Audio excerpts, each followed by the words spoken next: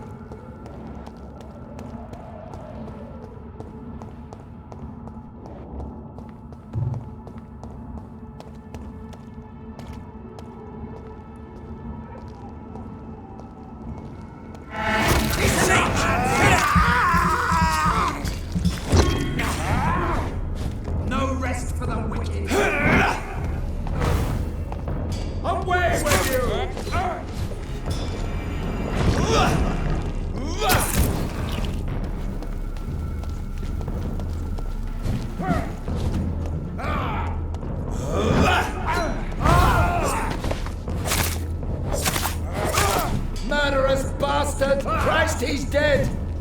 The power of the Lord commands.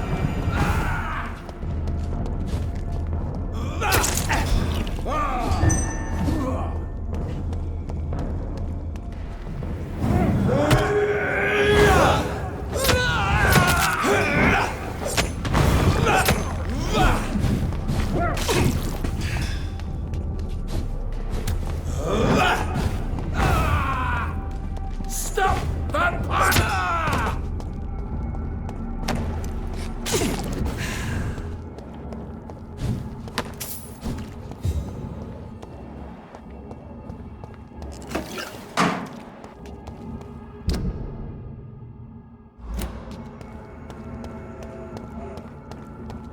It's a lynch!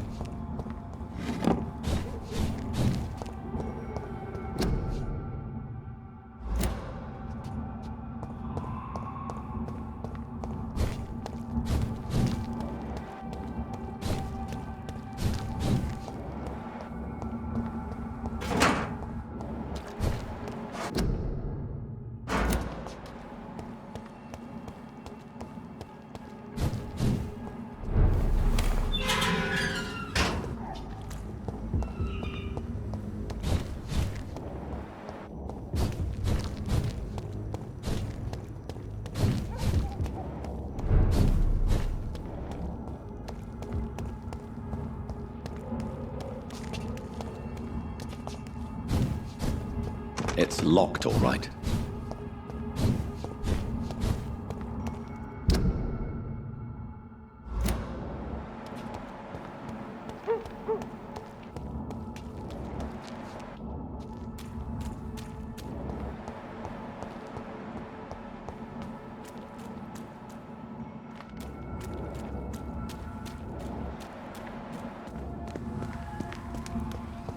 I cannot enter.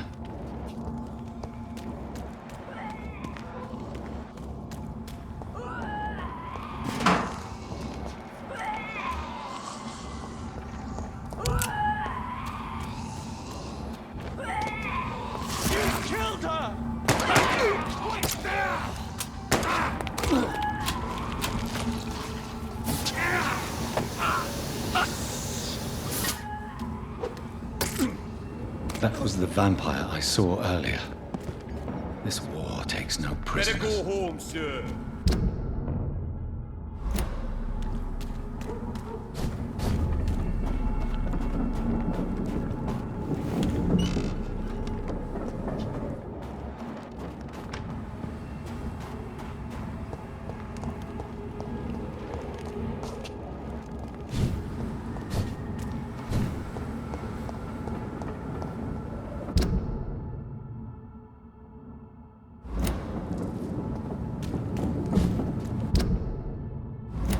The West End.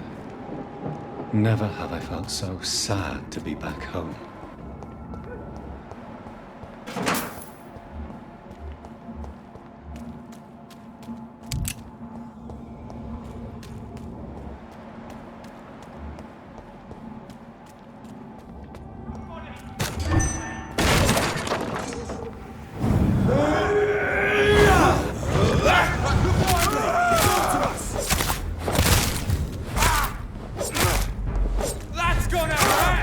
He's fast!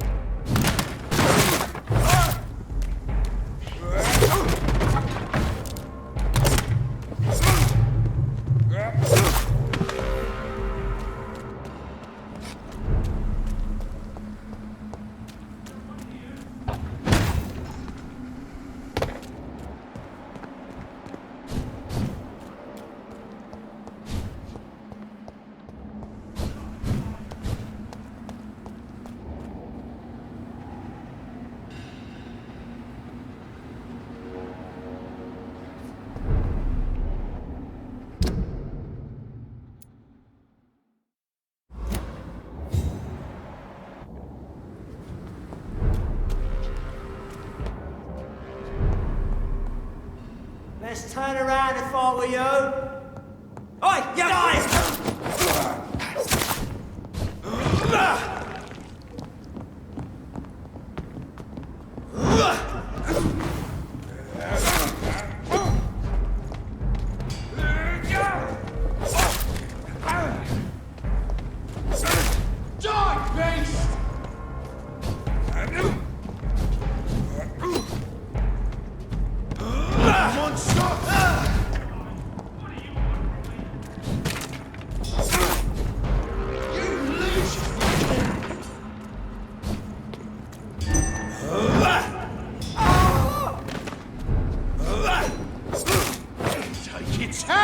Stupid beast!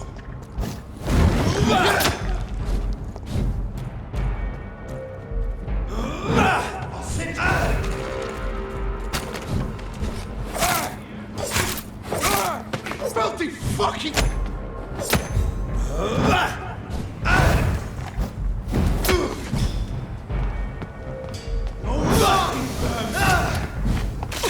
Get them weapons ready! We found one! You leeches!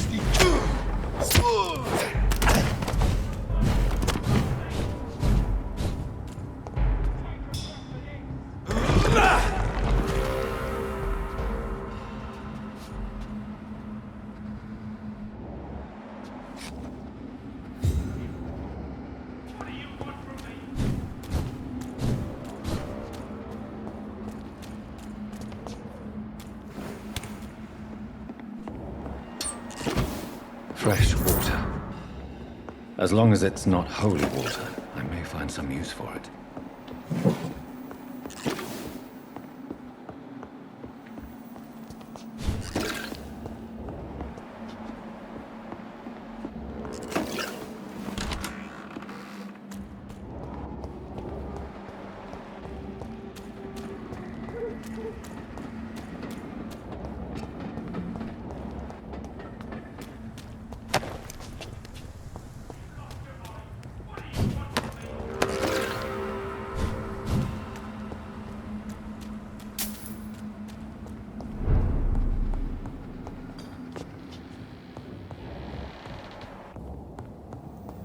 It's locked.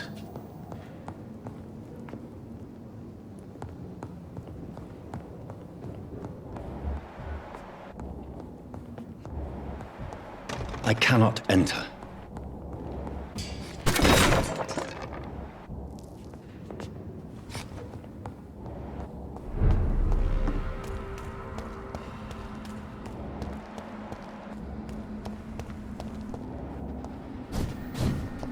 It's locked, all right.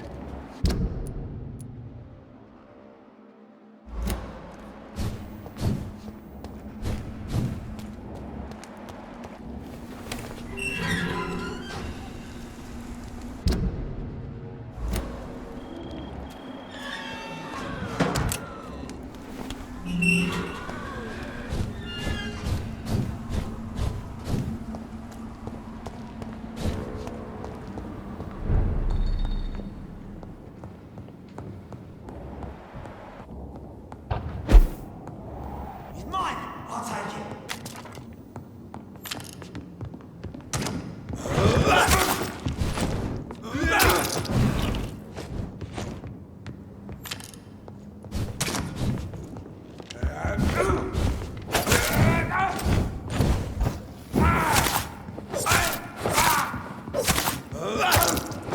He's too fucking fast!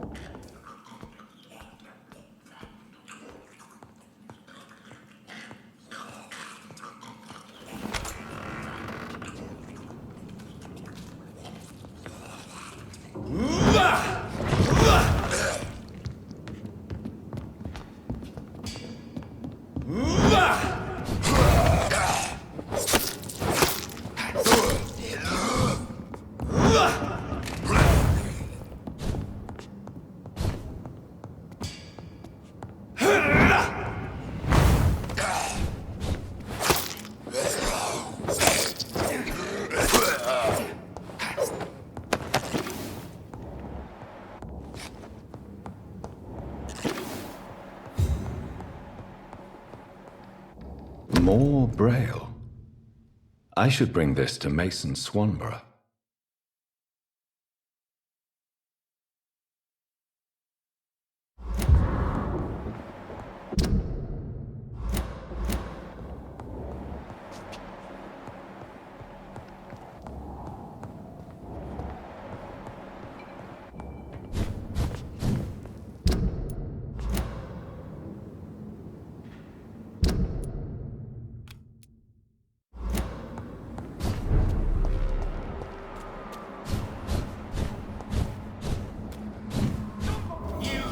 He's no match for me!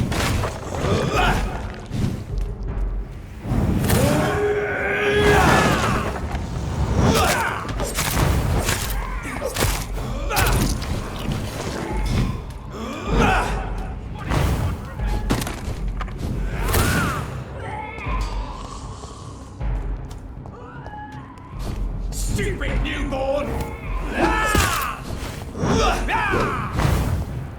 Someone here?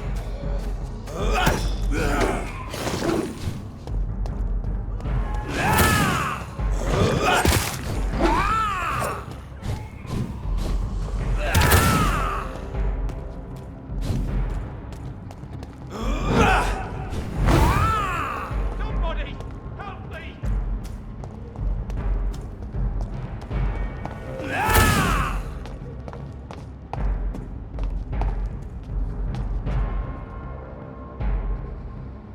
Don't you know better?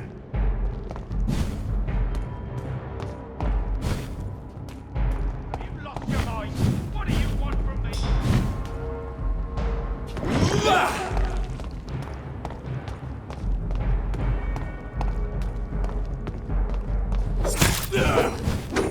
Your prey is mine now! Someone here?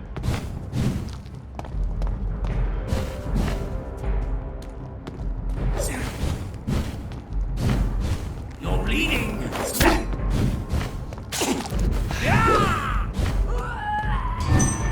Stupid newborn!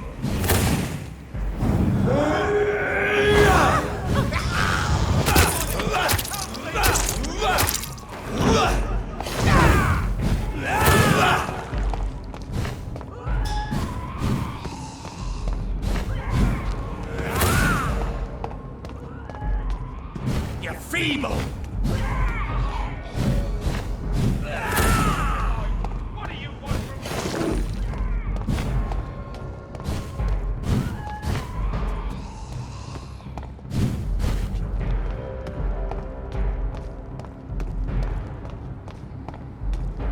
Your prey is mine now!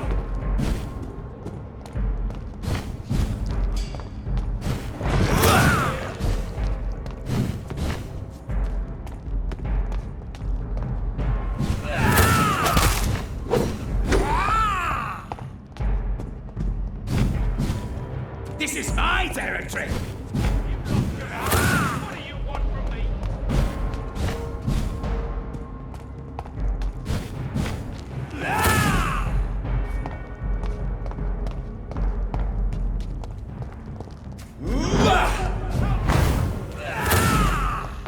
Stupid newborn!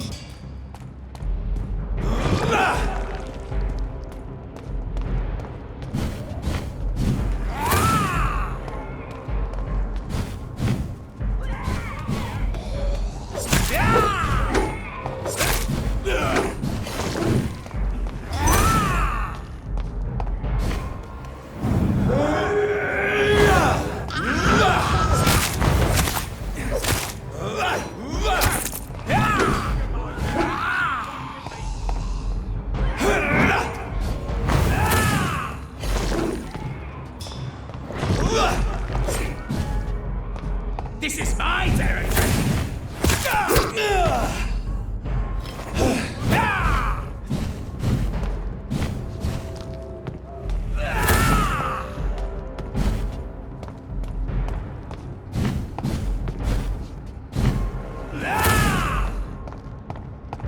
Your prey is mine now! Somebody, help me!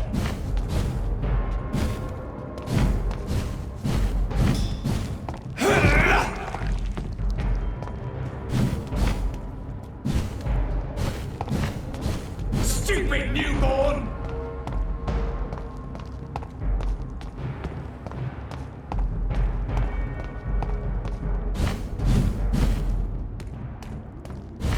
You've lost your mind.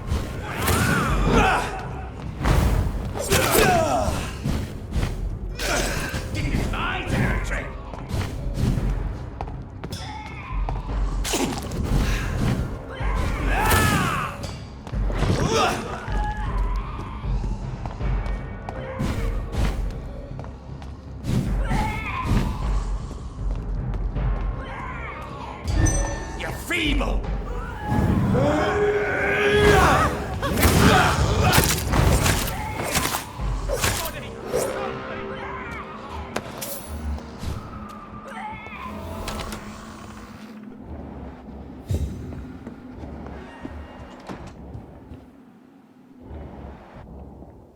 I'm Dr. Jonathan Reid.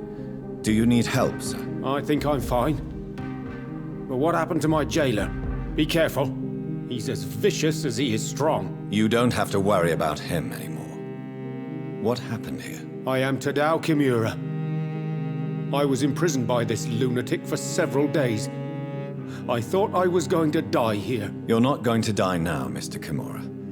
If you hurry, you should be able to get home safely. It seems that I owe you my life. You have all my gratitude, Dr. Reid, since it is the most precious thing I possess. Goodbye, Mr. Kimura. Take care.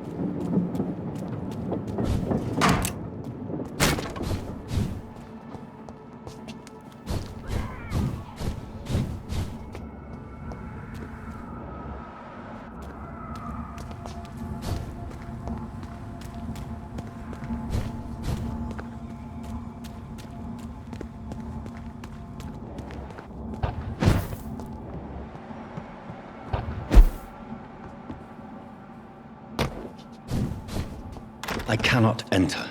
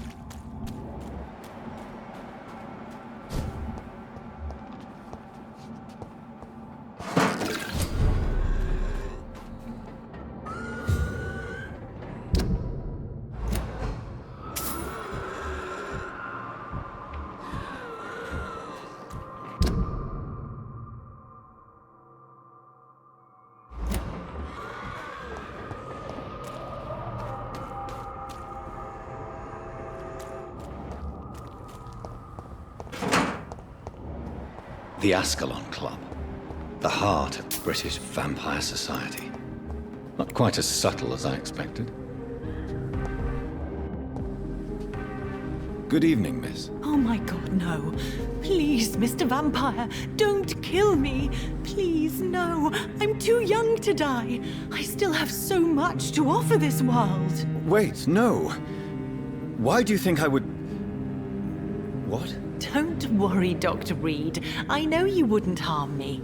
Mother told me you were in this part of town and might drop by. Your mother? My name is Charlotte, sir. Charlotte Ashbury.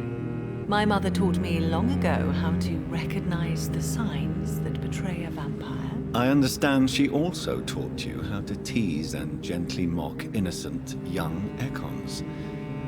It's a pleasure to meet you, Miss Charlotte.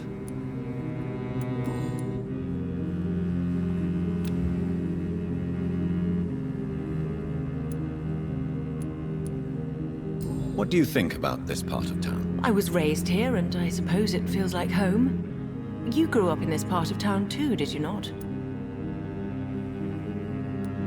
Yes, I was born a few streets away. A small world, is it not?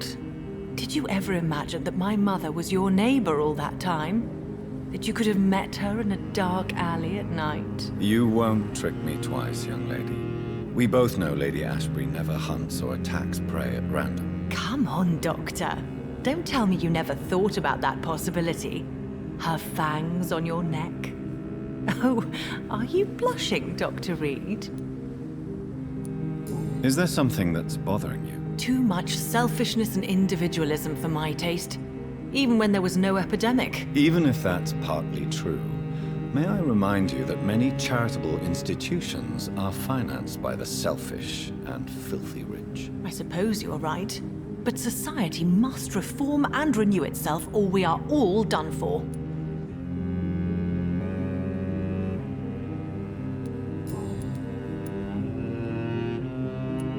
Tell me about your adoption. What do you want to know? How did you meet Lady Ashbury? First, I was an orphan in the institution for girls she manages in the West End. When I was 10, she adopted me, and I have lived with her ever since. Did you know she was a vampire when she picked you? The correct word is Ekon, Doctor. And no, I had no idea why my mother only showed up at night. She told me everything when I turned 16, though I suspected the truth for a long time before that. Who are your real parents? Elizabeth Ashbury is my real mother. She raised me and has taken care of me all my life. I have no idea who my progenitors are or were. Do you live with her? I still spend a lot of time in my mother's mansion, but I have my own house now. I have a life to live, you see. And one day, I'll have my death to face.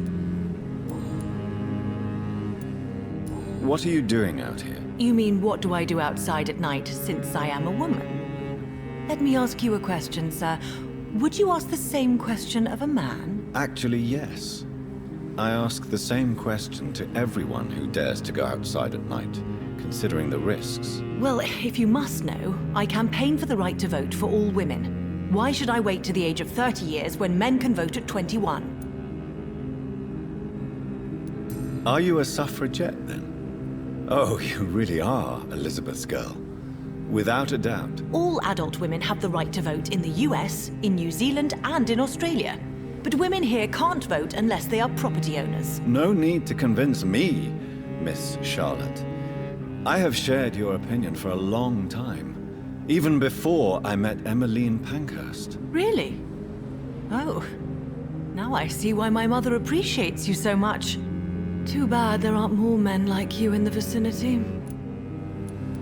How are the locals reacting to your claims? People here can't wait for a wall to be built to isolate the West End from the rest of town. That's how progressive they are. If this happens, Emily and I will blow it up. Explosives are very dangerous, young lady.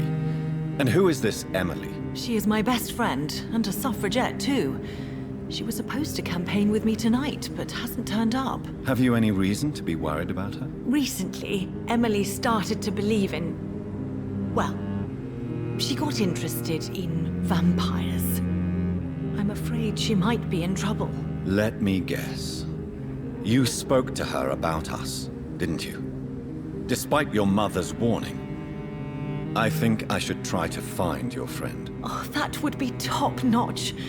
I can tell you where she might have gone. You have my thanks, Dr. Reid. And please, don't tell my mother. What exactly has your mother told you about me? Your name and profession, obviously, and the mystery about your maker.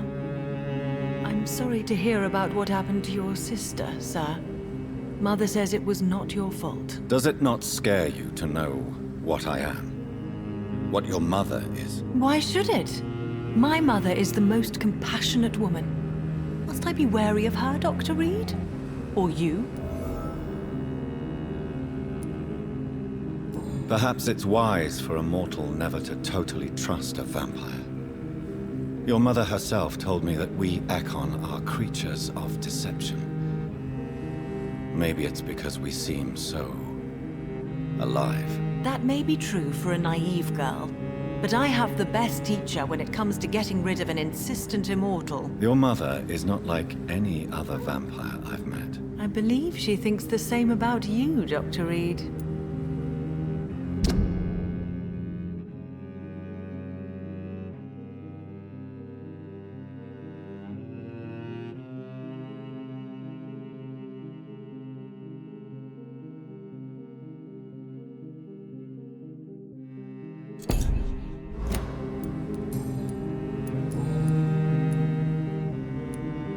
Why do you still hope to become a vampire in spite of your mother's refusal? It's the immortal aspect of vampires that interests me. The world won't improve unless women take charge. I'm convinced of that. You're obviously a clever woman with a good education and a brilliant future.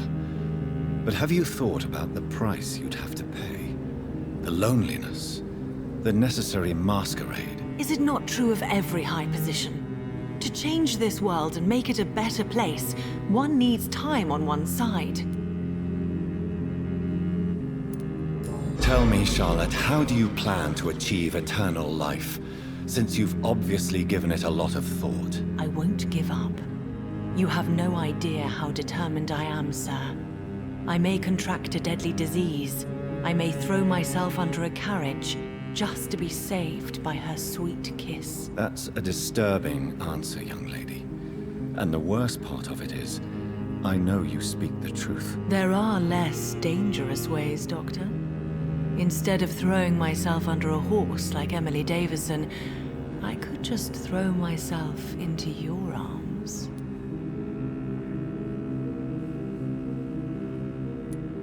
Never. That would be betraying your mother's trust. She would never forgive us. For sure. But look on the bright side. We would have eternity to reconcile. Or an eternity to run away from your mother's mighty wrath. Quite a terrifying idea, don't you think? Yes.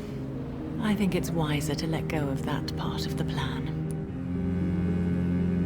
Do you know why Lady Ashbury chose you to become her daughter? No, I don't.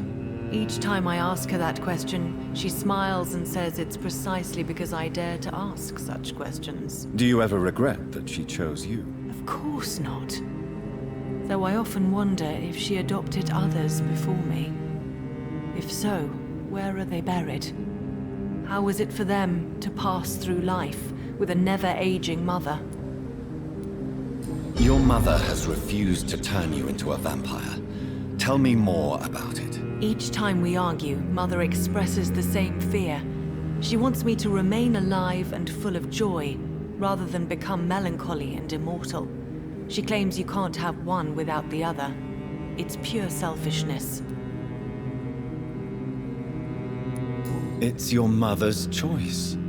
As daughters and sons, we have to accept the decisions our parents make for us despite our own wishes. I love my mother, and have accepted everything from her. Even that she named me Charlotte, when it was not my original name. Does it bother you? No. Whoever I was when I was born, I am now Charlotte Ashbury. It hurts as much as it makes me proud to know that's the name my mother will read on my tombstone. Your mother has walked this earth for much longer than you or I. She is wise, and we should not ignore her advice when we disagree with it. But why shouldn't I be allowed to forge my own experience? There can't be only one righteous way to deal with eternity.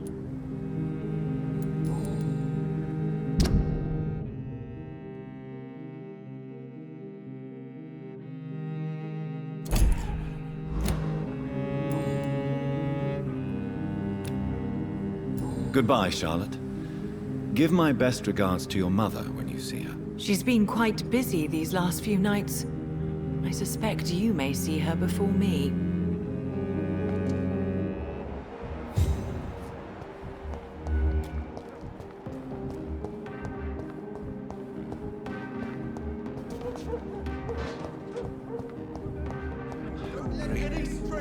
Where shall I eat tonight? Good evening, sir. Please forgive me for disturbing you. I'm a doctor. I never judge a man by his title, but by his attitude. And you are not disturbing me at all. I am Calhoun Russell, and I welcome you. Well, I must admit it's good to receive a warm welcome for once. I'm Jonathan Reid. Welcome, Dr. Reid. Welcome to my humble shop. I may have a look at your goods, Mr. Russell.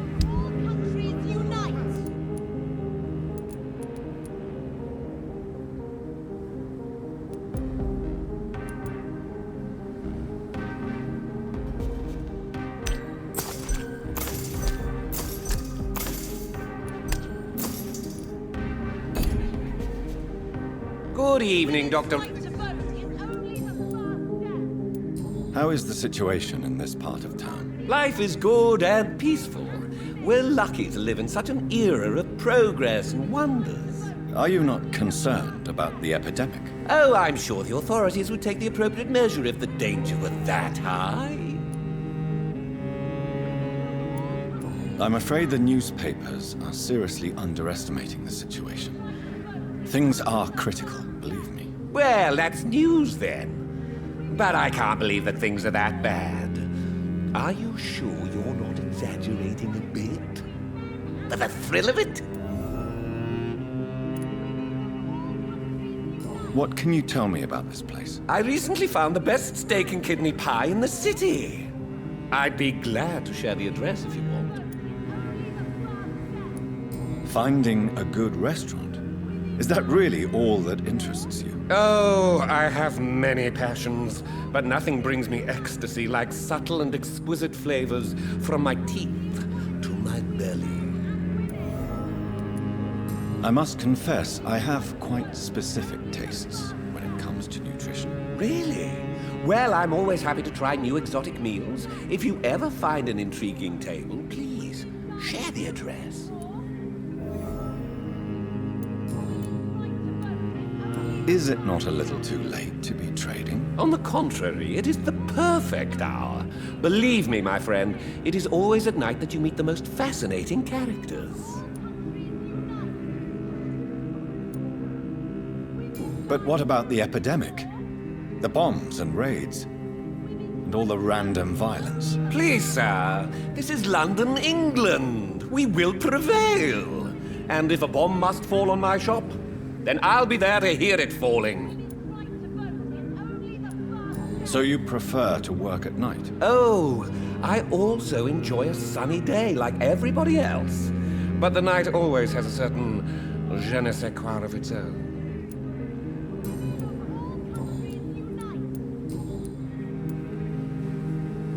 Do you have any family nearby? Not since my parents died. I'm London's lone gourmet. Really?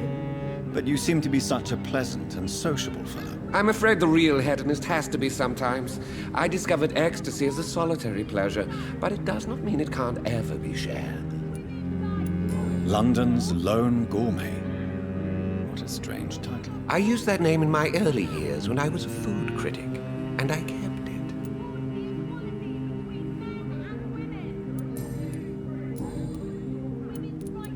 Goodbye, Mr. Russell.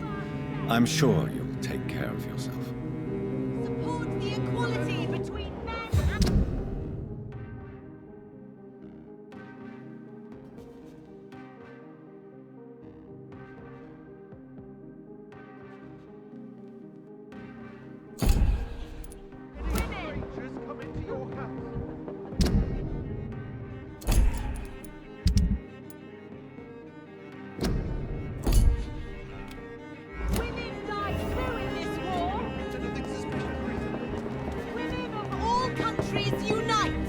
Good evening, sir. May I have your attention, please? Come on, Johnny. Don't you recognize your oldest friend? Clarence. Clarence Crossley. How are you? My God. So you survived the war too. So sorry I didn't recognize you at first. I almost didn't recognize you either. War does that to men, I heard. In my case, it was true, for I witnessed the horror that lies underneath. When did you escape the war and return to London? You know what's funny? I almost never think about the war. Not anymore. I'm involved in another kind of battle now. I know what you mean. I haven't had much time to think about the war either since my return. Of course. With the epidemic, I bet you've been busy as well. Forgive me, Johnny, I didn't want to sound selfish. What is this new battle? I saw terrible things during the war. Horrors I thought I'd forget. They're here too. They're everywhere. Vampires.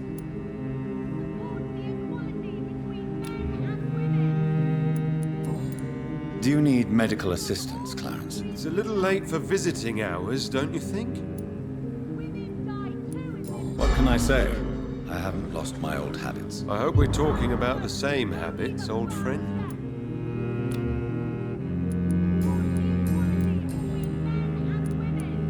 How is your wife, Venus? We've spent so much time away from each other, and so many things have happened. But you're alive. You returned in one piece, and you have a family. How many soldiers can say the same? Believe me, it's not quite that simple. Unlike you, I'm not the man I used to be. Is everything all right at home? Surely Venus was relieved to see you return from France in one piece. Have you forgot what people are like in this part of town, Johnny? Venus fears for our family reputation. Now her husband has become the village idiot.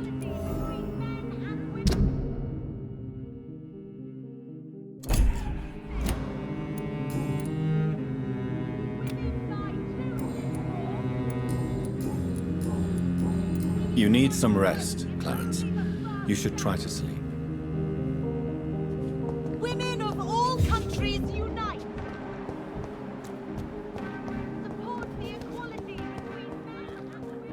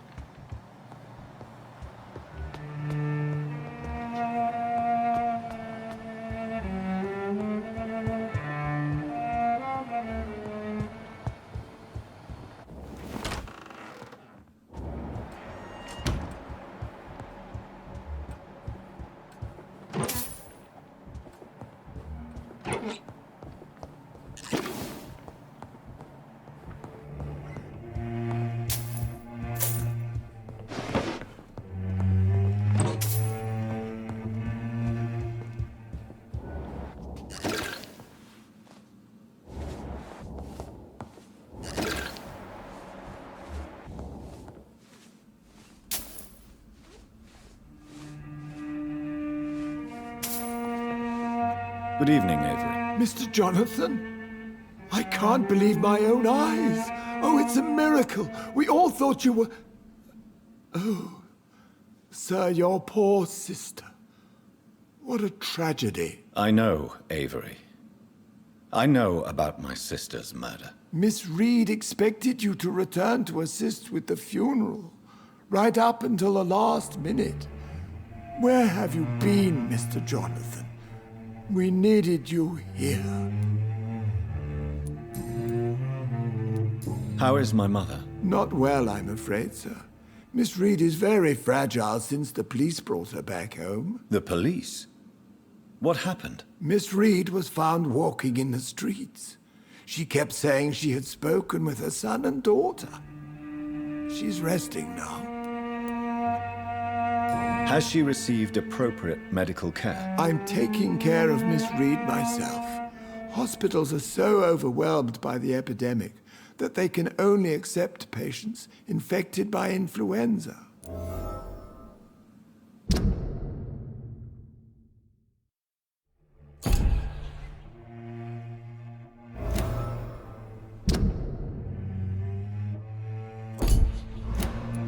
Perhaps we could arrange a short trip. Somewhere sunny, like France. She has always been very fond of France. I think leaving London could do her good. I'm afraid Miss Reid is too frail for the moment.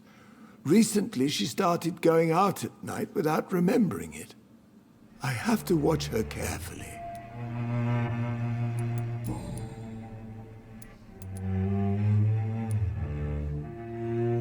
What is the situation in this part of town? For a time, the West End seemed spared by the epidemic. But the situation is getting much worse. Have you no relatives anywhere? I'll understand if you want to take a few days to see family. Your father managed to guarantee my earnings as long as I take care of this house, sir. My sisters are dead, and I've never met my nephews. I'll stay, sir. I'm sorry I could not be here for Mary's funeral. Your mother was strong, sir, but your support would have been appreciated. Apart from the priest and I, no one else attended your sister's funeral. To be present at the funeral with you both was my dearest wish, Avery. But I'm sorry, I simply could not attend. I would not dare to question your absence, Mr. Jonathan. All I can say is that we missed you a great deal during these difficult days.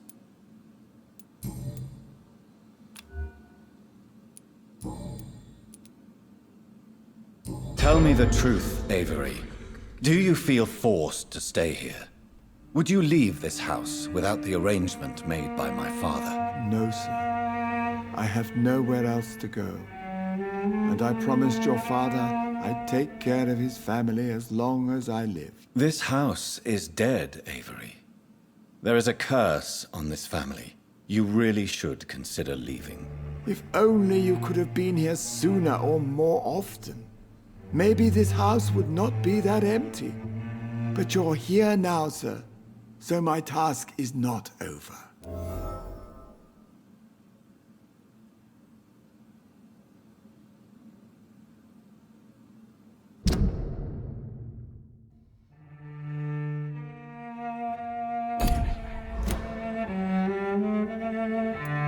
You have served this family extremely well, Avery.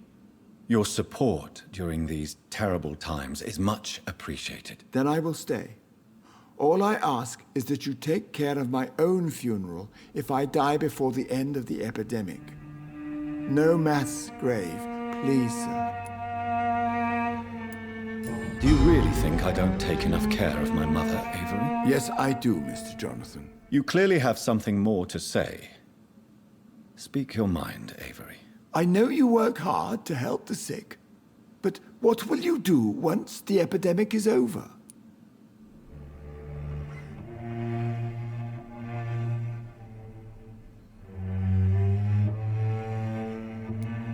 My home is here, and I have nowhere else to go.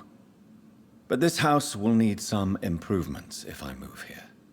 Some radical changes. That's good news. Whatever changes you have in mind, I'm sure we will find an arrangement that suits your mother also.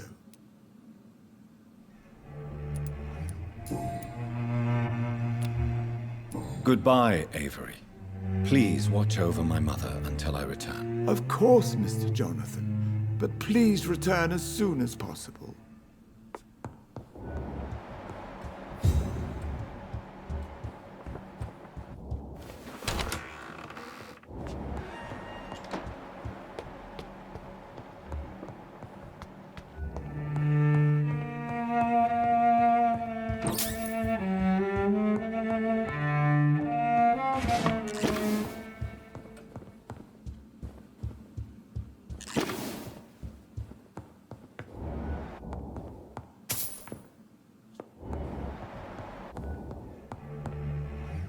Mother, good evening. Jonathan! Is it you? Where have you been, my prodigal son? I'm right here, Mother. I'm finally home. Yes, for this son of mine was dead and is alive again. He was lost and now found. But where is your sister? Where is Mary? Mary? She is gone, Mother. I know she's gone. The question is, when will she return as you have? I miss my grandson so much. It's been days since their last visit.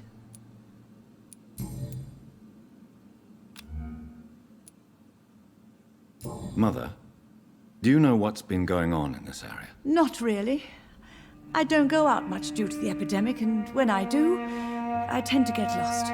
What do you mean you get lost? I hope you don't go outside alone. Of course not. When I go out, your father always comes with me, but he leaves me there sometimes, and I have trouble finding the way back. Have you returned to Whitechapel Cemetery since Mary's funeral? I never want to go back to that awful place. Wait. I think I went back once. And you were there too. And Mary? No, that can't be true. It was just a bad dream, Mother. A nightmare, yes. Mary was so angry. I walked back home alone. If that kind policeman had not called Avery from the station, I don't know what would have happened. Tell me, Mother, how are you? All alone in this big house with only Avery to take care of you. I'm sad most of the time. Sad that you have left me here alone. Sad that you don't tell me when you come or go. I'm so sorry, Mother. It wasn't supposed to be like this. I was coming home. I was home. London, the Thames, and then it happened. What happened, Johnny?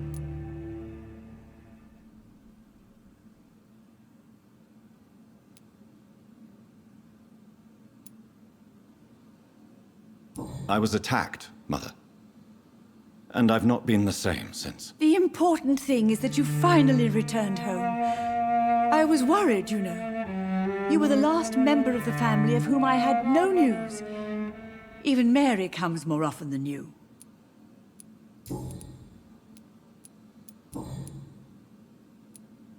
Do you need anything, Mother? Can I help you? I just want you to stay with me, Jonathan. Your room is ready. I asked Avery to make your bed. I'll stay as long as I can, I promise. Do you need anything else? Just one thing. Stop staring at me like that. As much as I love you, it breaks my heart to look at those empty and dead eyes. Are you working on a new painting? Not recently. I have trouble focusing on my subject and my mind quickly drifts. It's the same thing when I try to write poetry. I recently met a talented painter with an excellent technique. I wish you two could meet. I'm sure you'd like her. I'd be glad to meet her. What is her name? Is she famous? Is she dead too? She's not famous, and her name is of no importance.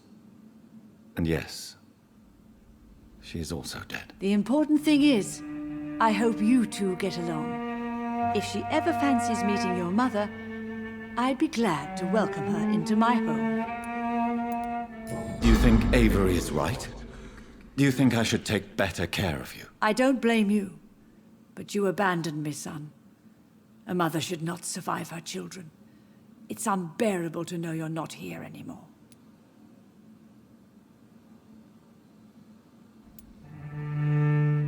I know I have failed you since I returned. I even watched you bury Mary from a distance. From now on, I will protect you. You have my word. You don't have to apologize to me, Johnny. Do you think I did not notice how much you have changed? Have I changed that much, Mother? Am I still your son? You are still, and you'll always be. Despite your pale skin, your bloody eyes, and that echoing sadness in your voice.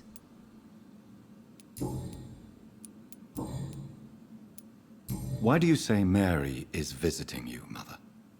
You know that's impossible. Why should it be? Are you not standing in front of me right now? Why should it be any different with your sister?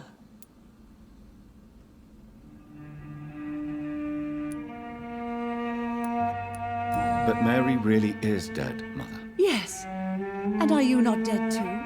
Isn't your father dead? And my grandson? And my son-in-law? You're all gone. But you all still visit me from time to time. But I'm not dead, Mother. I'm really here, talking to you, trying not to cry. Oh, it breaks my heart to have to tell you this. But of course you're dead, my darling boy. Just look at you, as pale as my Mary.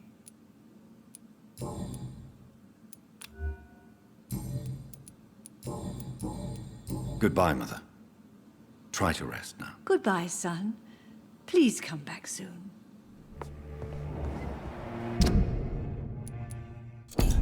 Mary?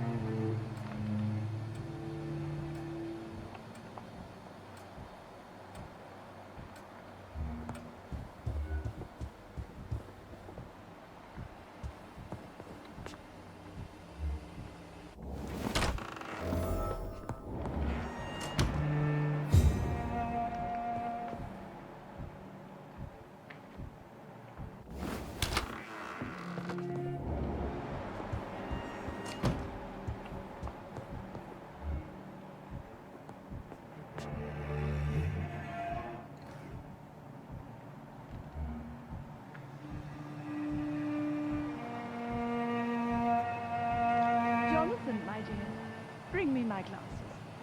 I feel like reading.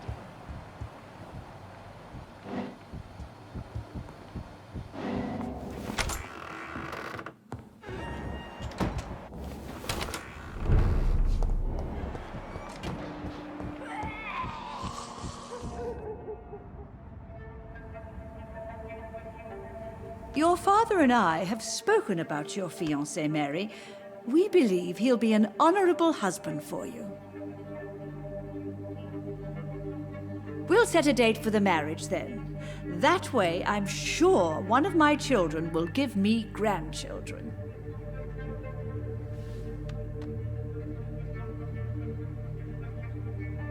I understand your thirst for knowledge, Jonathan, and your father and I are proud of it. But you are not that young anymore, my son. When will I meet your soulmate?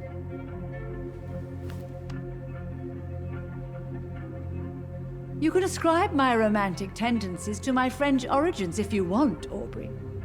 But I'll never cease to believe in a match made in heaven, my beloved.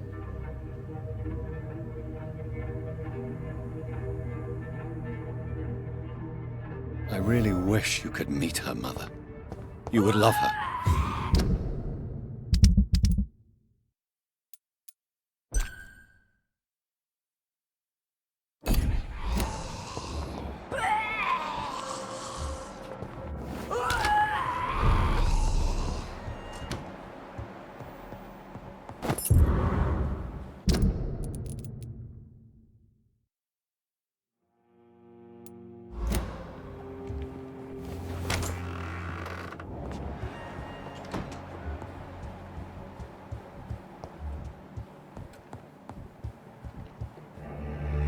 Hello again, Mother. Jonathan, back already? Good, good. I was just about to go outside to find you. You shouldn't stay away for so long.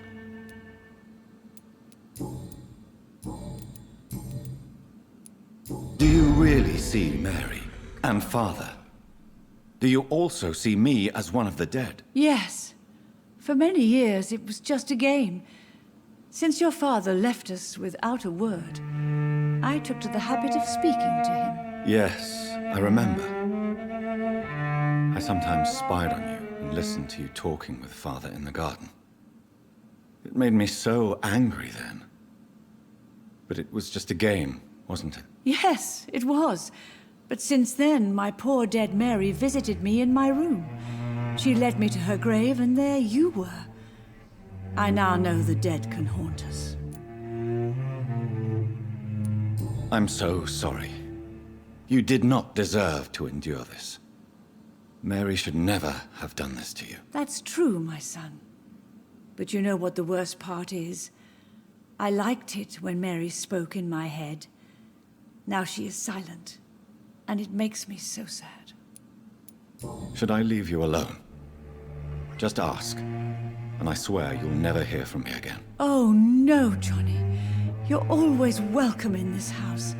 And one day, when I finally die, we'll all be together again, just as Mary promised us.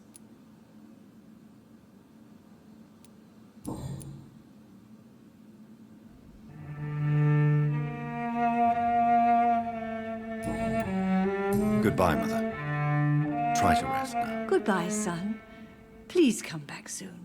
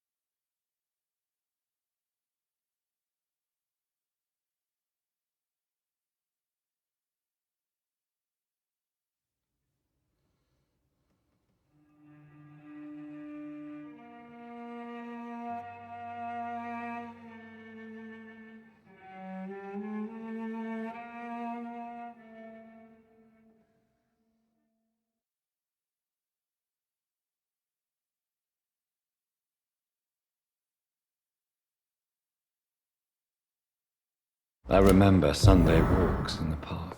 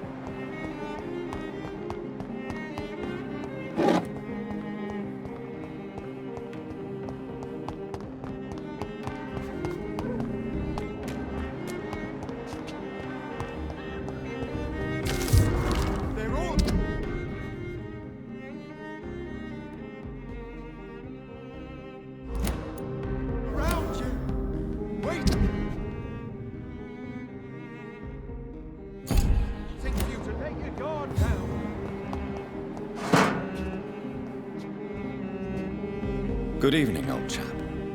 Are you all right? I won't lie to you, Johnny. I'm not a well man.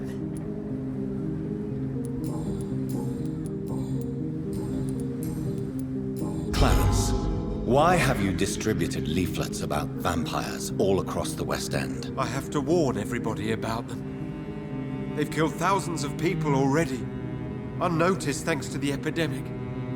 We are all in danger here. Vampires in London? Come on, Clarence.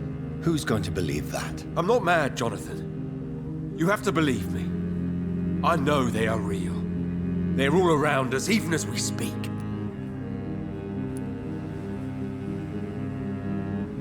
Clarence, you've always been a reliable and a good friend to me. If you say you saw a vampire, then I believe you. Thank you, Johnny. Thank you for your trust. You don't know what that means to me. It's all right. But if you want my help, you have to explain exactly what happened. The first time it was in Rouen. I saw an officer drink the blood of a soldier. I saw its teeth, saw it bite. It was a vampire, Johnny, and they're here too.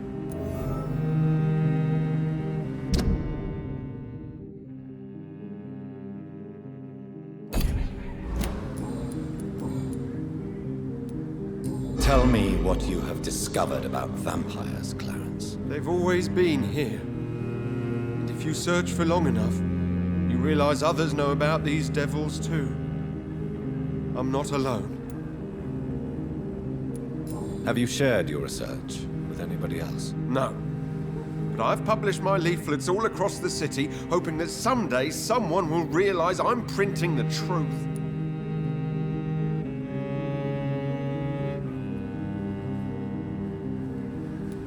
What do you mean you're not alone? Who have you met? The Guard of Prewin. The Brotherhood of St. Paul's Stole, Ichabod Throgmorton. Those names always pop up when you dig deep enough. Have you spoken with any of them? No. With the quarantine, it's almost impossible to leave the West End. But as a doctor, maybe you could, Johnny. Are you asking me to help you prove the existence of vampires, Clarence? Yes, Johnny.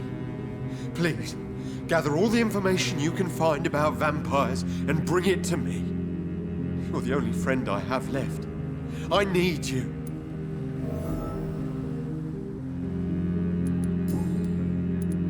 Clarence, tell me about the vampire you saw in France. I was enjoying my leave in Rouen. I left the bar, took a shortcut back to the barracks. I saw it in a back alley. An officer in a stained uniform, biting into a soldier's neck.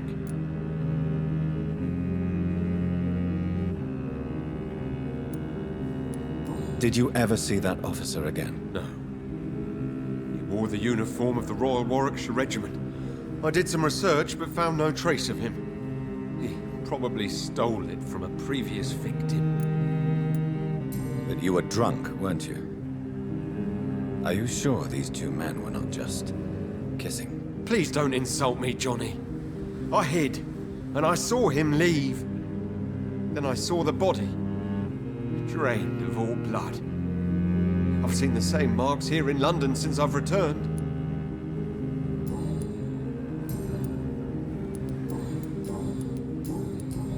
You need some rest, Clarence. You should try to sleep.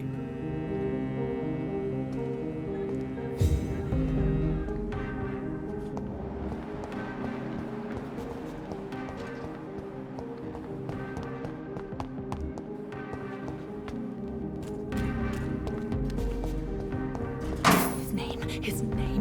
You cannot forget his name. Good evening, miss. Can I help you? I'm a doctor.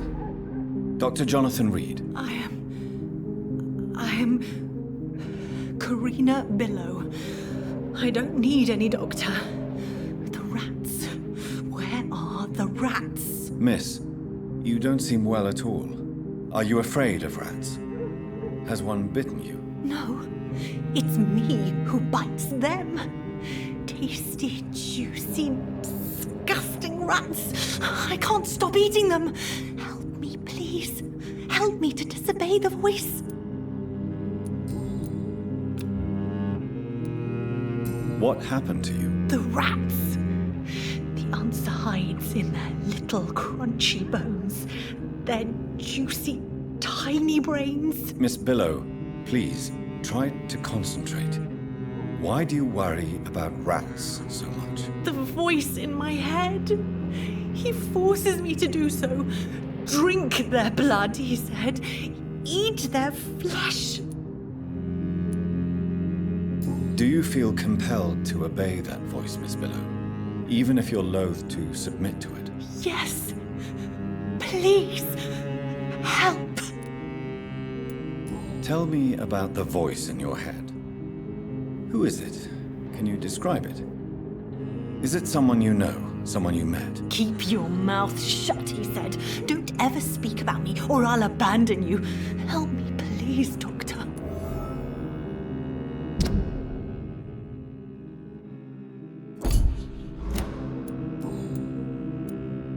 Tell me about yourself, Miss Billow. What do you do for a living? Oh, I'm hungry. Need to eat. Have you got something for me? Blood, perhaps? Can you give me blood, Dr. Reid? Don't you remember who you are, miss? What you did for work? I was strong, proud. I campaigned for good causes. But that was before. Before. It does not matter anymore. I'm so hungry. What is the local news hereabouts, Miss Billow? Shadows. Shadows hunting shadows. Whispers in the dark. Pestilence. Suffering. Death.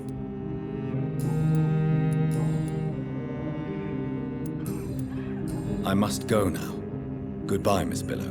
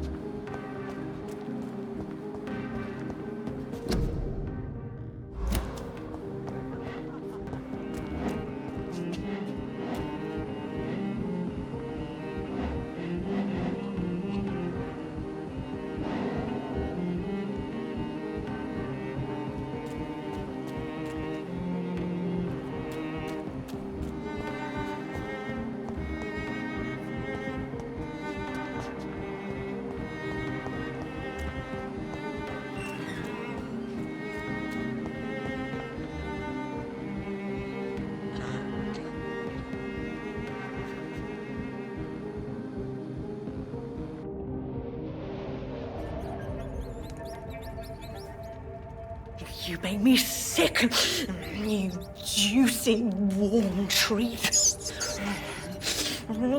Damn it! Oh my! What have we got here? A dead rat. Oh, so gross. So tempting.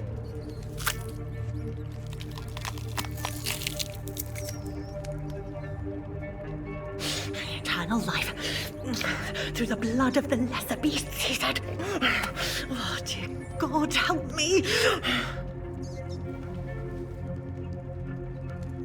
Save me, for I can't stand what I've become.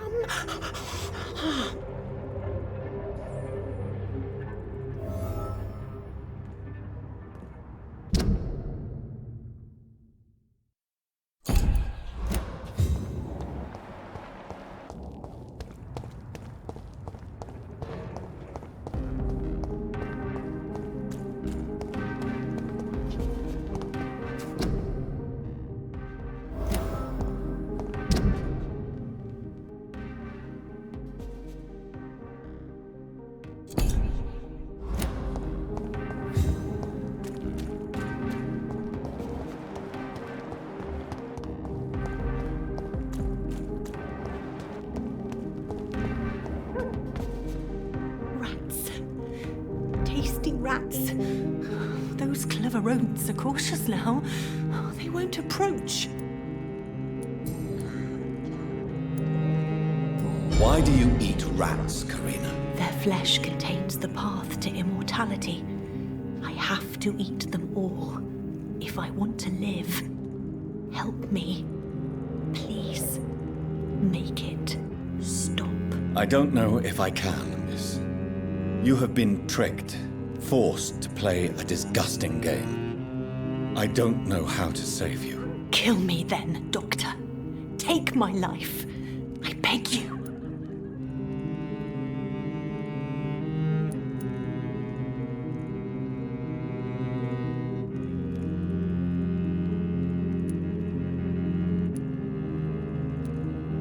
I can't do that, Miss Billow.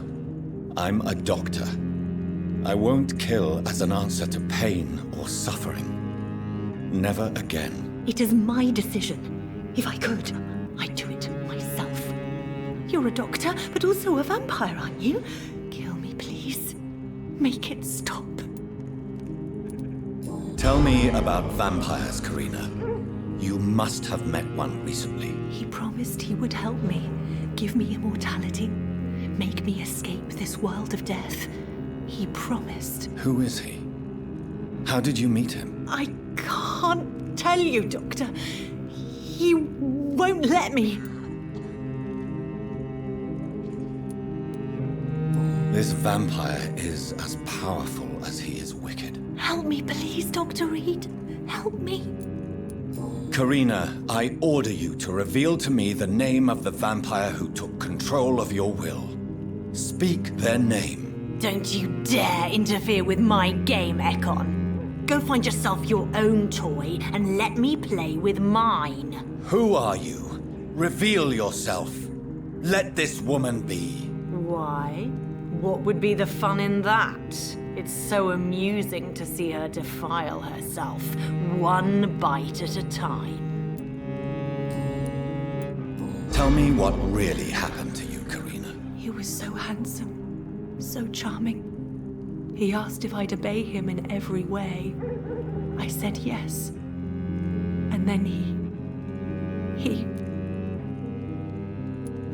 He tricked you? Yes. He has promised me eternal life. And now I must eat these rodents for attaining it. But of course, it's a lie.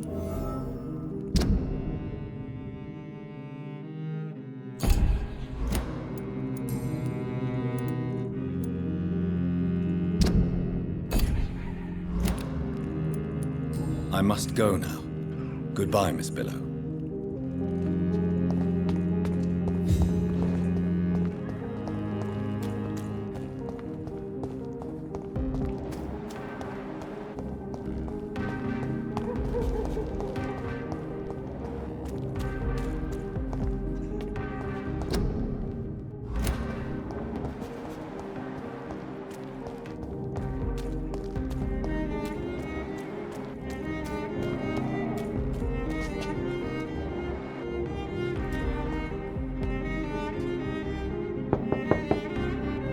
Hello?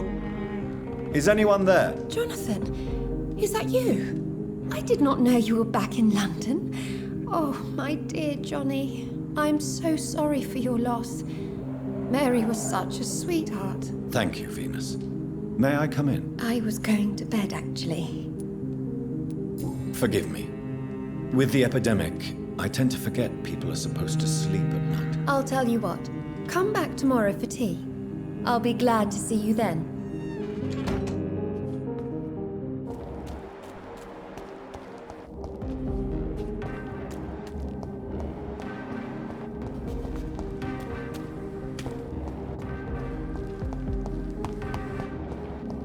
Women's right to vote is only the first step.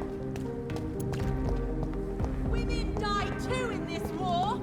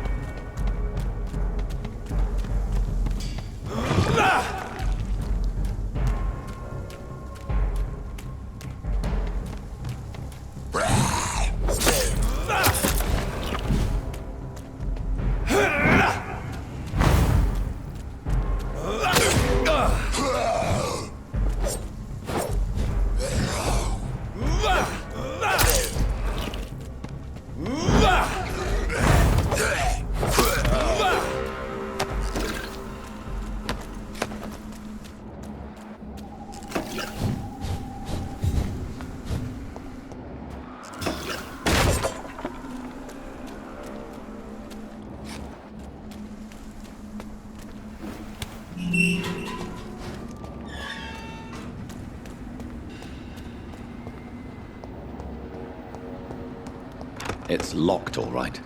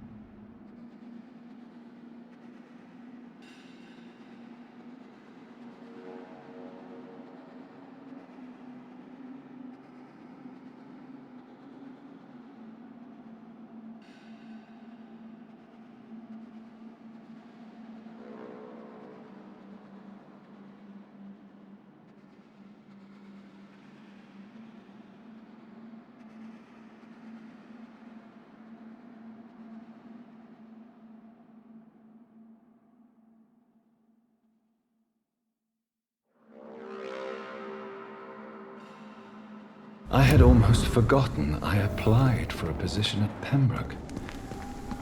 It was so long ago.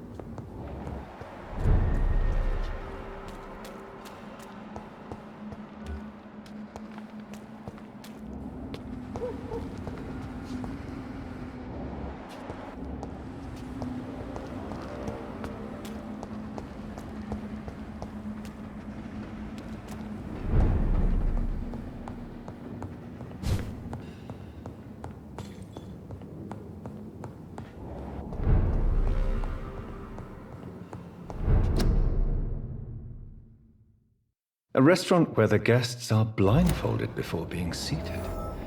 Intriguing.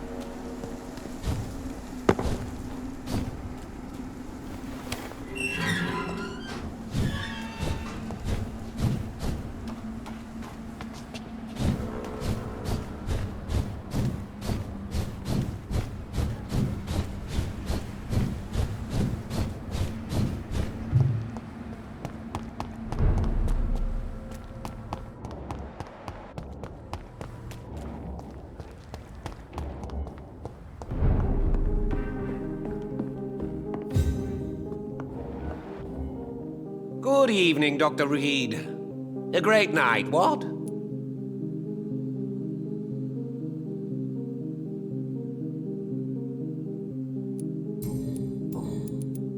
I have found a restaurant that could satisfy you, Mr. Russell. The most intriguing and exotic restaurant in London. Really?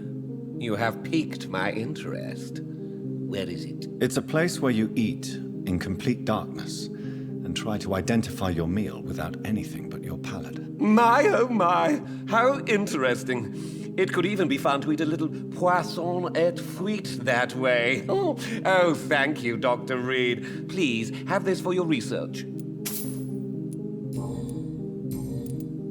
I may have a look at your goods, Mr. Russell.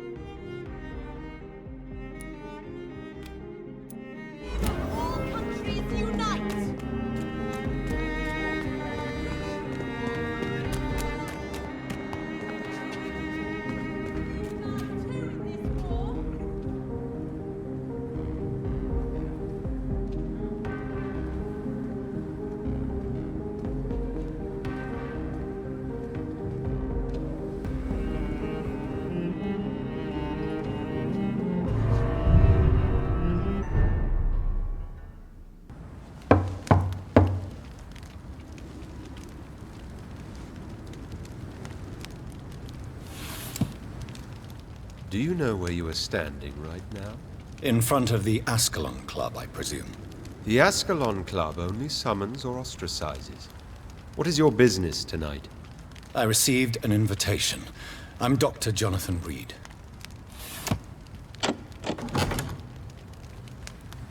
Welcome to the Ascalon Club, then, Dr. Reid. Please proceed. Lord Redgrave is waiting on you upstairs.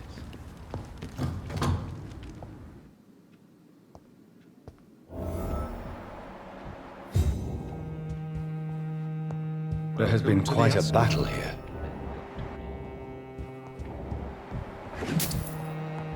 I'm sure the Ascalon Club has the money to replace the furniture.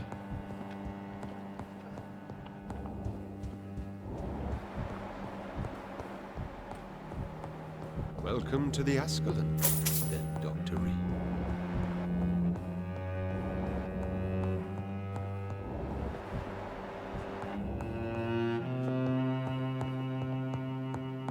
It's locked.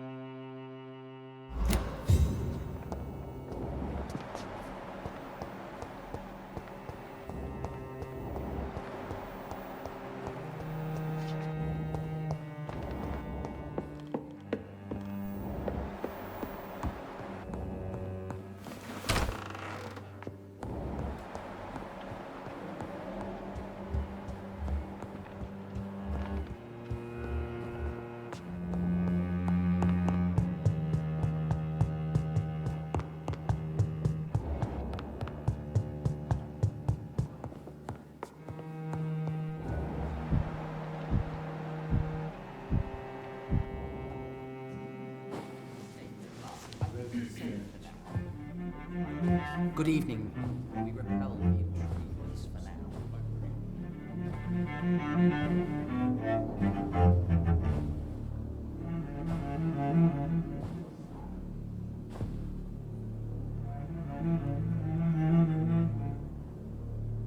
My good friends, if I may have your attention. Behold our visitor, the good Dr. Reid. Newborn of blood so pure and strong that even my friend Fergal Bansher was no match for him. Here, here, here. Come forward, young Ekon, for we have so much to discuss. Welcome to the Ascalon Club, Dr. Reid. I am Lord Redgrave, Earl of Bristol and chairman of this exclusive association. Lord Redgrave. At last we meet. I've been eager to make your acquaintance. I've heard some astounding things about you. Please accept my condolences for your loss, Dr. Reid. Thank you, my lord. Lady Ashbury expressed your wish to meet me. Yes. The lady has always been a useful acquaintance, though not always reliable. Is she a good friend of yours? Yes, she is. I may even say I admire her probity and her kindness. She has helped me since I was reborn. The centuries have taught me never to trust a woman completely, especially if she is a mortal. Too prone to emotions, if you ask me. Too fickle when it comes to important decisions. My lord, do not expect me to speak ill of Lady Ashbury. Of course not, and I praise your loyalty. Would you offer the same fidelity to the Empire? What do you mean? I speak of the Skull Plague that threatens London and the country. You have been on the front line in the East End, but the time has come to open up a second front here. The epidemic has escaped the quarantine. You have new cases of the outbreak. We don't know for certain, but we cannot allow the disease to threaten the prominent heads of Great Britain.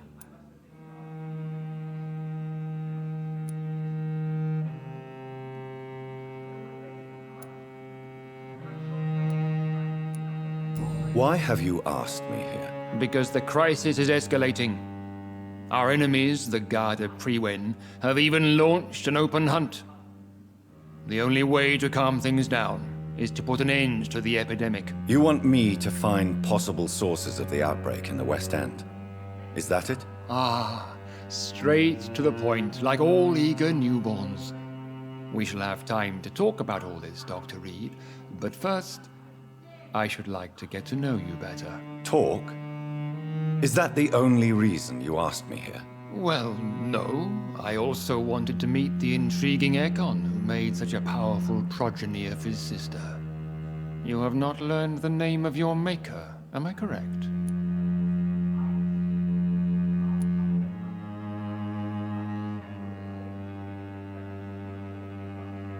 No, I haven't. Have no embarrassment, Dr. Reid. We all make mistakes. But whatever your lineage, you are definitely Ascalon material. What do you mean? I would like you to become a member of the Ascalon Club, and to serve me as such. Before I accept, I have so many questions. Please ask. What does it mean to be a member of the Ascalon Club? It means that you swear to protect the interests of the Crown, that you become a loyal servant of the British Empire. Do you have any official recognition from the government? A charter from His Majesty the King? No. Of course, the Ascalon Club publicly supports the Empire, but the true nature of its members remains a secret. Am I supposed to follow orders? As founder and chairman of the club, I alone am entitled to make demands of our members, and I do appreciate obedience. What is the Ascalon Club's express purpose? We follow the credo of William Marshall, the greatest knight who ever lived. As was he, we are sworn to protect the British Empire. What does Ascalon mean? Ascalon was the lance wielded by St. George, glorious patron saint of England when he slew the dragon. And like that lance, we pierce the hearts of all our nation's enemies. William Marshall founded the Ascalon Club. Not exactly. William Marshall granted me immortality, and I founded the club a few years later. The good knight has been gone for so long. I killed Fergal, who claimed to be one of yours, sent to cleanse the East End of all Skulls. Will his death be an issue? Do not worry. My priorities have changed. Fergal was a zealous servant of mine, but like any servant, he had his limitations and is readily replaced if necessary. I agree to join the club. This is good news. Good news indeed in these crucial times. Let's inform the Assembly formally and proceed with your initiation. My initiation? Fear not. Nothing fancy nor dangerous. It is just that we, the members of Ascalon, believe that tradition and custom are the backbone of this country.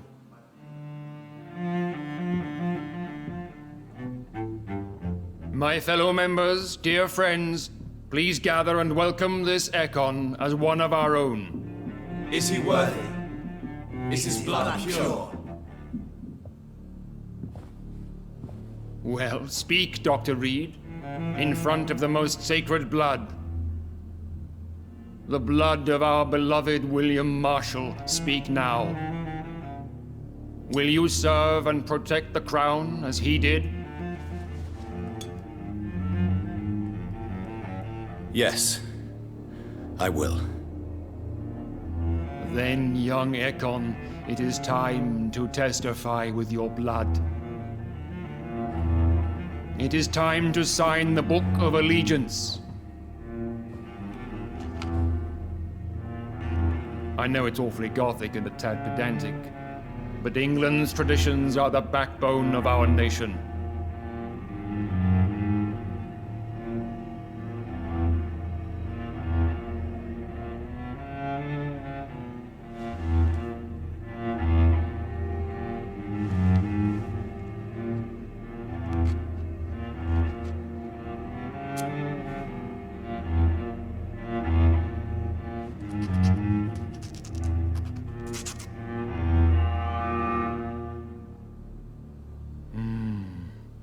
beautiful.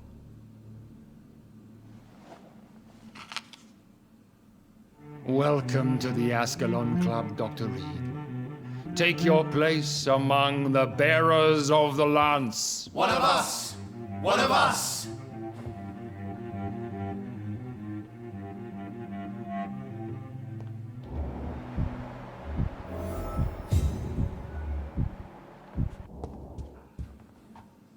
Good evening, Dr. Reid. How does it feel to be this evening's centerpiece? Figuratively.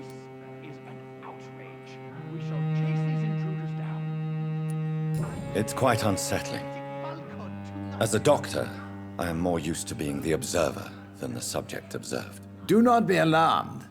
The Ascalon Club has a tried and tested policy for choosing its initiates. May I ask who you are, sir? Why would you be interested? Well, as you seem to be the only man in the room with a beating heart, you draw quite a bit of attention yourself. Ah, vampire senses never cease to fascinate me. They dwarf those of mere mortals. I am Aloysius Dawson, by the way. Are you a member of the club? Yes, I am. And I have been for many years. And will be until the day I die. What can you tell me about it? It's not really my place to give you such information. I am merely a mortal member, and a dying one at that. Are you sick? Personally, I consider my advancing years are a sickness in itself. My body is slowly abandoning me, Dr. Reid.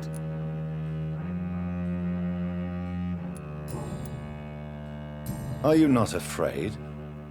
You are surrounded by vampires. Sir, it's for that very reason that I joined the club in the first place. Is not the nature of this club a secret shared by only a privileged few? My dear Dr. Reid, I have spent years and a fortune precisely to gather that kind of information. So you asked for membership? I have been a member of many clubs in many countries. But I must admit, this one is my favorite. What can you tell me about Lord Redgrave? I would not dare speak of our chairman without his consent. Mr. Dawson, of Dawson and Dawson, the wealthiest man in England. It is a pleasure to meet such a prominent figure of London. A withering London figurehead, to be precise. Are you sick, Mr. Dawson? I am a doctor, you know. My case is beyond the scope of traditional medicine. I have spent fortunes on the world's most competent doctors to arrive at that diagnostic conclusion. I'm sorry to hear that, sir. Should I suppose that you're here in search of some form of immortality? Absolutely not. I'm here to implement my plan to save the city I was born in. To cast out the ghastly evil that has us all on our knees. What do you know about the Guard of Priwen? I should not say this, but I admire their commitment. This is what the nation needs right now.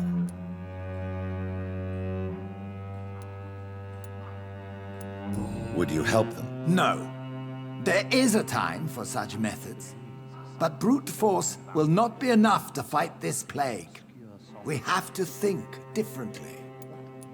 But they are our enemies. They are not mine, Dr. Reid. What is the situation like in this part of town? I am sure Lord Redgrave will enlighten you more effectively than I. Money cannot solve every problem. This mysterious epidemic is going to require more than money can buy. You're right. Money is nothing unless one has the will to wield it. I have a plan, sir. A radical one that will save all that is essential in London. What is your plan, then? Quarantine and barricades are futile. What we need is a wall. A formidable, unscalable wall to isolate the deserving from the infected masses.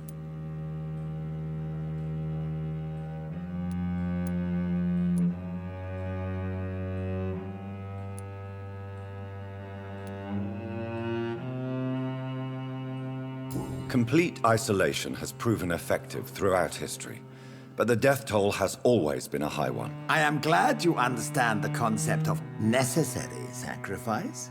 Are you not mistaking sacrifice for summary execution? Why do you care? Are you not a vampire? Removed from all mortal concerns? Decisiveness is what the city needs, and it needs it now. Inside the club since we were attacked. I must admit the Guard of Prewen impressed me. They must have spent years preparing their plan.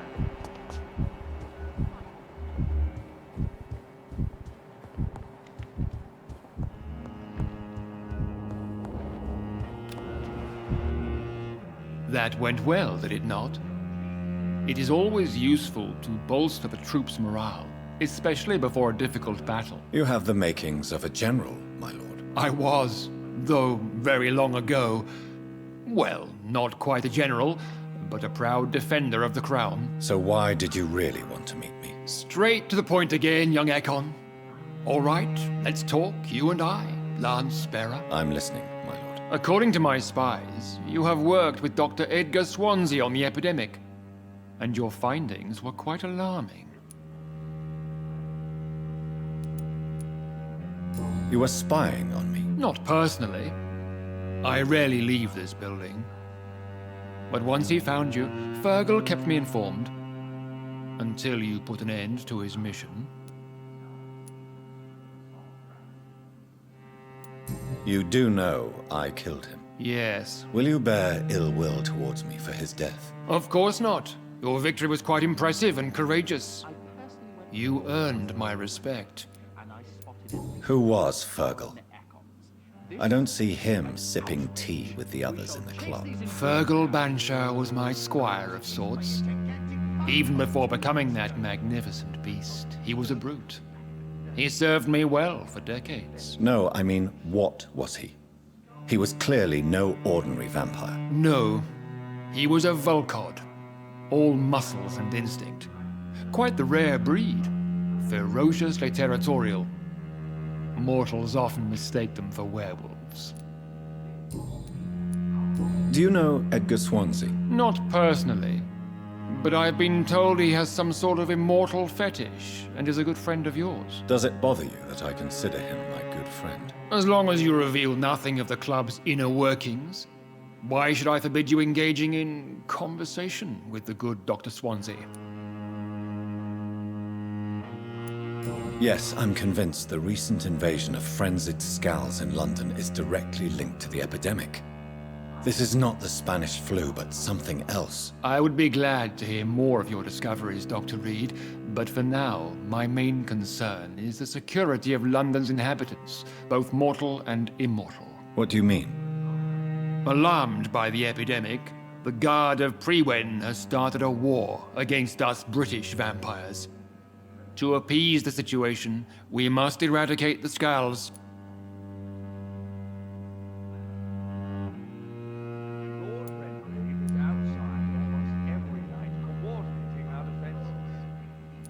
I have met peaceful and wise Skulls. To exterminate them means we are no better than vampire hunters. Skulls are hideous, shameful creatures that give all Ekon a bad name. So, what do you want me to do? I want you to investigate the city thoroughly. I have reason to fear there are cases of contagion in this part of town. Our absolute priority is to find and cleanse them. And how would you like me to proceed? By all means necessary, Dr. Reid. You are now a member of the Ascalon Club and you have carte blanche. Interrogate the locals, follow all the leads you find, and get results.